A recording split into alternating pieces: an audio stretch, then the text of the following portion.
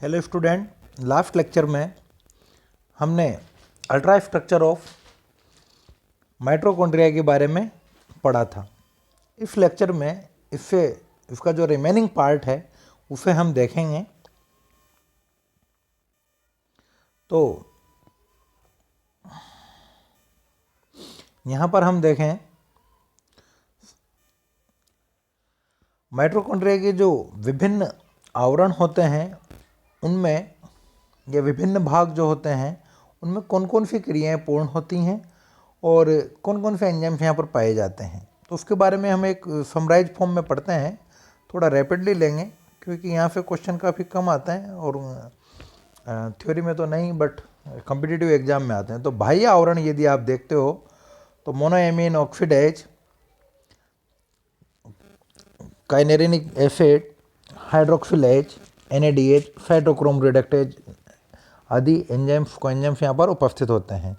Inner membrane पे यदि आप देखें तो श्वसन से संबंधित एंजाइम, क्योंकि वहाँ पर रेस्पिरेशन वहीं पर ही F1 पार्टिकल्स वगैरह पाए जाते हैं, तो F1 पार्टिकल ETS से रिलेटेड सारे एंजाइम्स यहाँ पर उपस्थित होते हैं।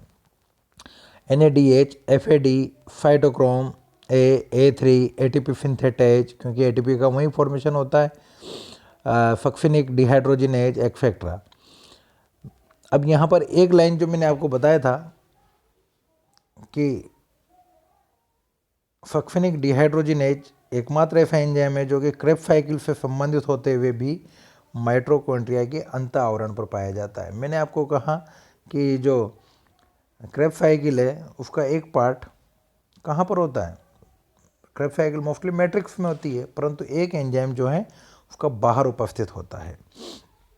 हम यहाँ पर इसके परिकला अवकाश की बात करेंगे। परिकला माइटोकॉन्ड्रियल स्पेस जो है, इस माइटोकॉन्ड्रियल स्पेस में यहाँ पर इससे संबंधित जो एंजाइम है वो हैं आपके ऑक्सीडेटिव डिकार्बोक्सिलेशन की क्रिया इसमें पूर्ण होती है, जिसके अंतर्गत पेरीमाइटोकॉन्ड्रियल स्पेस में पायरुविक अम्ल के एक अणु एसिटाइल कोएंजाइम में परिवर्तित होता है। ये मैं आपको इनिशियली बता चुका हूँ जब डायग्राम के बारे में मैंने आपको बताया था, और ये मैकेनिज्म वगैरह सब कुछ ये मैं इनिशियली आपको बता चुका हूँ।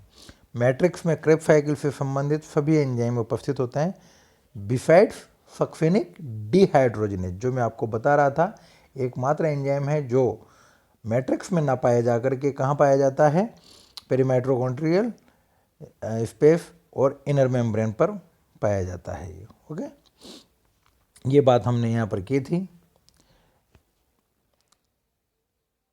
यहाँ पर देखिएगा माइटोकॉन्ड्रिया का जैव संश्लेषण किस प्रकार से होता है। तो माइटोकॉन्ड्रिया की जीवन चक्र हमने यहाँ पर देखा कि 5 से 10 दिन का होता है। इसका निर्माण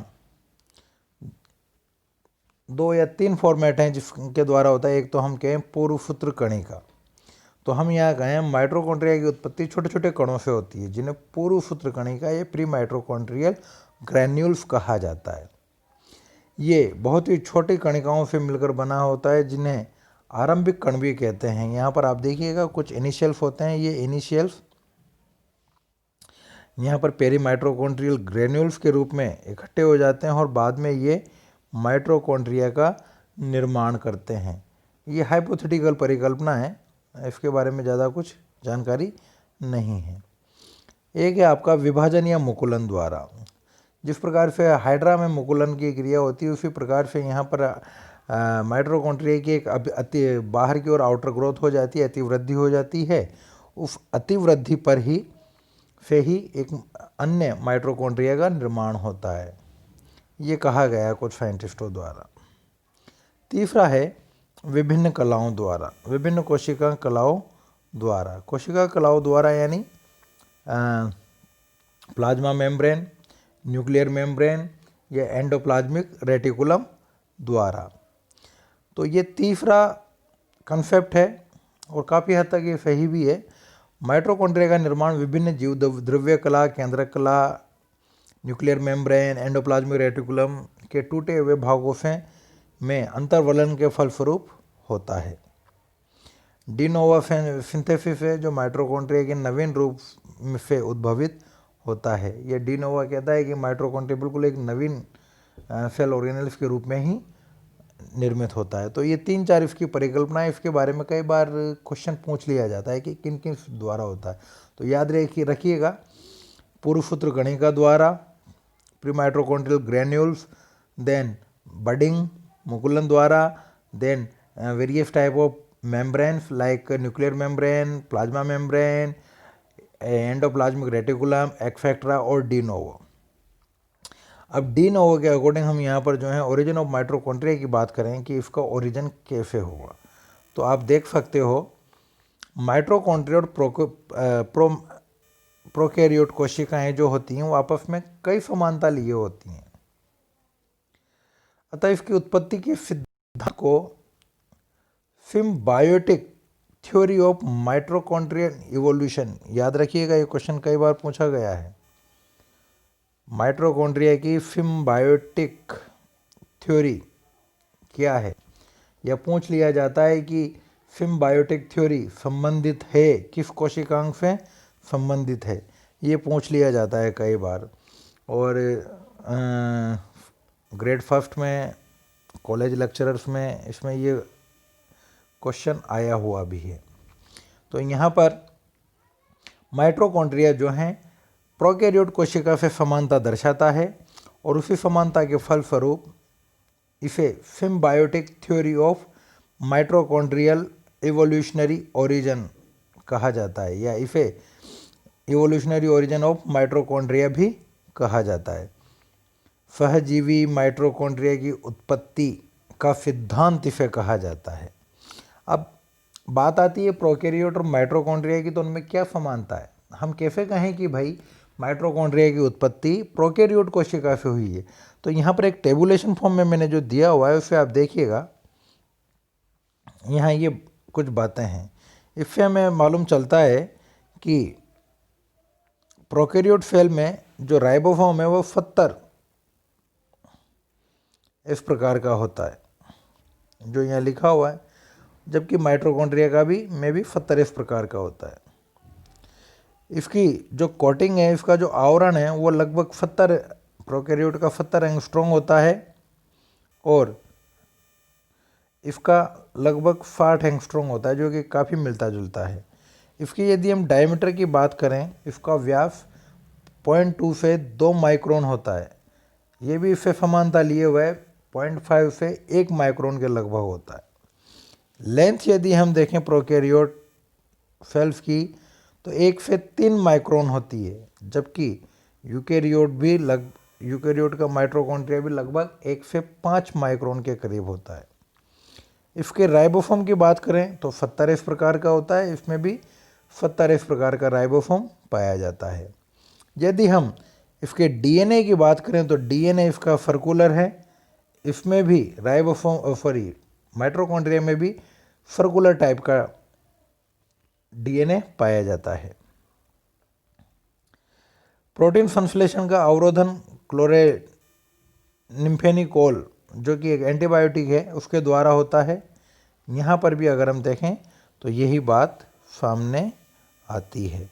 तो इन लक्षणों के आधार पर हम कह सकते हैं कि माइटोकॉन्ड्रिया का उद्भव किससे हुआ है, प्रोकैरियोट कोशिका से, जो किसे प्रमोट करती है, सिम्बायोटिक इवोल्यूशन ऑफ माइटोकॉन्ड्रिया की, यानी माइटोकॉन्ड्रिया की सहजीवी उत्पत्ति को प्रमोट करती है। तो ये एक बहुत ही इंपॉर्टेंट क्वेश्चन है जो आपको समझना भी है, कई बार एग्जाम में आता है। तो इन सब समानताओं के फलस्वरूप माइटोकॉन्ड्रिया की उत्पत्ति प्रोकैरियोट कोशिका से मानी गई है, और इसी आधार पर हम इसे क्या कहते हैं, ए सेल इन द सेल। ये मैंने पहले भी आपको बताया था। प्रोकैरियोट कोशिका के समान होने के कारण इसे क्या कहा जाता है, कोशिका के अंदर कोशिका के नाम से इसे जाना जाता है। नेक्स्ट आ जाते हैं फंक्शन ऑफ माइटोकॉन्ड्रिया। तो इसके बारे में मैं ज़्यादा डिटेलिंग में नहीं जाऊंगा। हम जानते हैं कि माइटोकॉन्ड्रिया को हम यहाँ पर कहते हैं कोशिका का शक्तिग्रह। कोशिका का शक्तिग्रह क्यों, क्योंकि यहाँ पर एटीपी का फॉर्मेशन होता है। एटीपी के फॉर्मेशन के लिए हम जानते हैं कि रेस्पिरेशन की क्रिया होती है, और रेस्पिरेशन 3 चरणों से मिलकर बना हुआ है, जिसे हम ग्लाइकोलाइसिस, ऑक्सीडेटिव डिकार्बोक्सिलेशन, या इसे एक संयुक्त रूप से माने तो क्रेब्स साइकिल, और ETF साइकिल। इन 3 चरणों से मिलकर ये पूरी क्रिया का निर्माण होता है और इन पूरी क्रिया से जो है ATP का फॉर्मेशन होता है। तो ये सारी क्रियाएं जो है अगर हम देखें तो ग्लाइकोलाइसिस द्वारा ग्लूकोज के 1 मोल से 2 पायरुविक अम्ल का निर्माण होता है। ऑक्सीडेटिव डिकार्बोक्सिलेशन क्रिया द्वारा 2 पायरुविक अम्ल विभिन्न एंजाइम एवं सह एंजाइमों की सहायता से एसिटाइल कोएंजाइम का निर्माण करते हैं। याद रखिएगा ये जो क्रिया है ग्लूकोज से तो यहाँ पर 2 ATP का निर्माण हो रहा है और 2 पायरुविक एसिड से ऑक्सीडेटिव डिकार्बोक्सिलेशन की क्रिया द्वारा एसिटाइल कोएंजाइम का निर्माण होता है। ये acetyl coenzyme direct Krebs cycle में एंटर करता है और वहाँ पर ATP का फॉर्मेशन करता है। ओके, इसके बाद ये सभी जो NADPH NADH के रूप में जो होते हैं मॉलिक्यूल्स वो ETF में एंटर करते हैं और वहाँ पर ATP के रूप में परिवर्तित होता है। तो ऑक्सीडेटिव फास्फोरिलेशन के माध्यम से F1 कण के द्वारा ATP का निर्माण किया जाता है।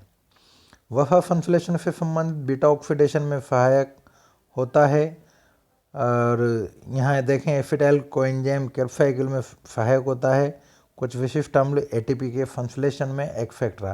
तो इस प्रकार से हम यहाँ पर कहें कि जो रेस्पिरेशन की जो क्रिया है उसमें के जो 3 पार्ट हैं ग्लाइकोलाइसिस, क्रेब्स और ETF साइकिल, तो उनसे संबंधित जो कार्य हैं ATP के निर्माण का वो कार्य माइटोकॉन्ड्रिया में संधारित होता है और इसी वजह से इसे कोशिका का शक्ति ग्रह कहा जाता है।